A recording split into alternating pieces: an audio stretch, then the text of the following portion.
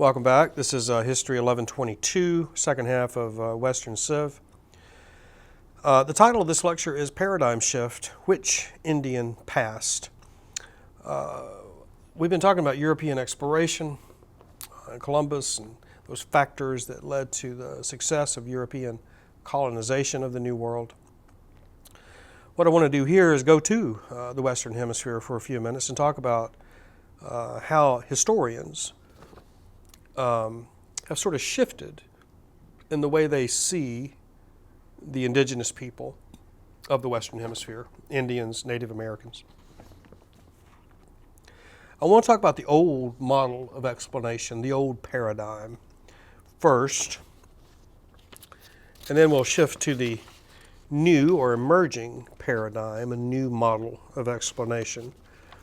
And again, this is dealing with scholars, historians mainly, and how they have moved in their perception of the indigenous people. The old paradigm said that the New World of the Western Hemisphere was essentially empty, is waiting to be filled up by Christian Europeans.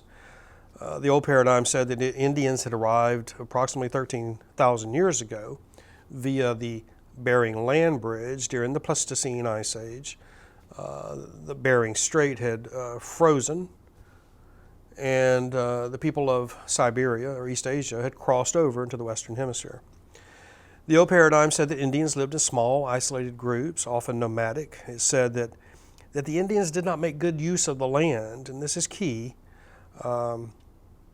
because the Europeans perceived that the Indians didn't make good use of the land, therefore it was the right of the Europeans to sweep the Indians aside so that the land could be made useful. The old paradigm said that the Indians were people without history, as they lay outside of the Christian cosmos. That Indians became victims of the map, as European cartographers replaced Indian names with European names.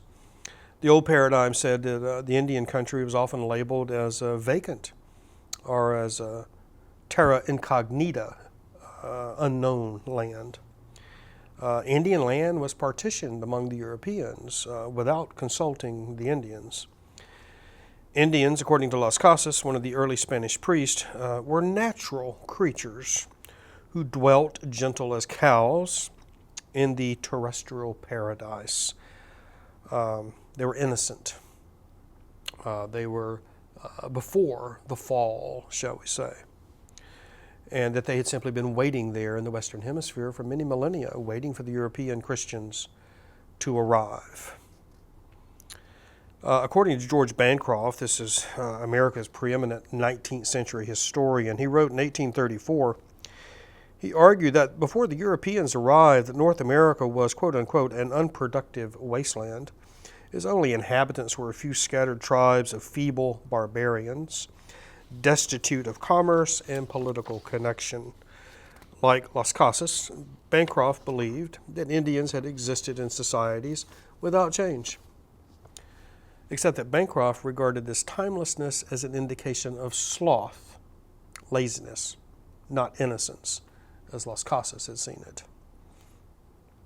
One of our famous 19th century, or rather 20th century historians, historian of exploration, Samuel Eliot Morison, he said that the Indians had been imprisoned in a changeless wilderness. They were, quote unquote, pagans expecting short and brutish lives, void of any hope for the future. Native people's chief function in history, according to the British historian Hugh Trevor Roper, is to show to the present an image of the past from which by history it has escaped. So you can see this whole paradigm is not terribly generous to Indian history. In fact, it essentially denies Indian history. The old paradigm, Indians had little impact on their environment. The environment remained a vast wilderness. A pristine myth emerges from this, that North America is untrammeled by man. It's essentially a Garden of Eden waiting to be exploited. Henry David Thoreau, for those of you who have had U.S. history, you may remember the figure of Thoreau with civil disobedience on Walden Pond. Thoreau argued that the Indians were unlike enlightened Europeans with their categories and their capacity for evil. This is an interesting argument. This assertion rendered Indians both innocent and people living in an unchanging environment. Since history is a record of change, the Indians were a people without history.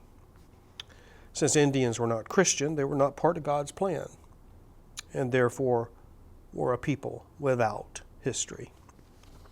So that's the old paradigm. This has changed dramatically over the past few generations, as scholars have looked a little more carefully at the sources and have tried to throw off some of their Western bias in dealing with this very complex story.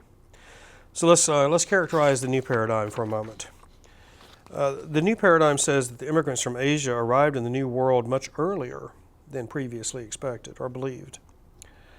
That there was more than one way for them to get here, not only across the Bering Land Bridge, but also across the southern Pacific, from Polynesia, moving eastward towards the New World. The new paradigm says that Indian artifacts more than 30,000 years old have been found in the New World. And you hear about this more and more. I believe there was a site somewhere on the Savannah River near the coast where artifacts exceptionally old were found a few years ago. I remember being startled by it myself because I had lived with sort of the old explanation that Indian societies were quite young, and in fact they are much older than we believed. And again, the immigrants may have arrived via the Polynesian island hopping as well as the Bering Land Bridge. I just mentioned this. The new paradigm says that the population of the Western Hemisphere rivaled the population of Eurasia. So the number of people living in the Western Hemisphere was much larger than previously believed. The new paradigm says that the Indians had a significant impact on their environment, just as the Eurasians had on their environment. The new paradigm says that Indians experienced a Neolithic revolution, just as had occurred in Eurasia. The Neolithic, of course, meaning New Stone Age. When you hear and see this word, think of farming, think of agriculture. This is the dramatic shift in human history. In round figures, 10,000 years ago, in Mesopotamia, what today we call Turkey, whereby people began to domesticate plants and animals and settle down in one place as opposed to moving about constantly in a nomadic lifestyle. It had long been believed that the Indians had never really experienced this Neolithic revolution, when in fact they had. The new paradigm says that the Indians developed sophisticated farming techniques, just as the Eurasians had. That the Indians developed sophisticated trading networks across the Western Hemisphere. And again, I hear sporadically, you'll hear a news story whereby some artifact is found thousands of miles from its place of origin, indicating, again, this vast trading network that existed in the New World, just as it did in the Old World. The Indians developed, according to the new paradigm, the Indians developed sophisticated mythological and religious systems, just as they had in the Old World, and that Indian history existed parallel with human history in Eurasia. So the new paradigm says, hey, the Indians are not the exception. They are not a people without history. They are not a people that are lagging behind. That they have formed, the societies in the Western Hemisphere had formed sophisticated civilizations, just as the Eurasians had in the Old World. So this new paradigm opens up the world of the indigenous people of the Western Hemisphere for a much more complex explorations and explanations of their societies and of their history. Indeed, we now acknowledge that at least they do have a history that lying outside of the Christian cosmology does not delete history from these people. So, just a brief introduction to this shift in how historians look at Indian societies. Thank you.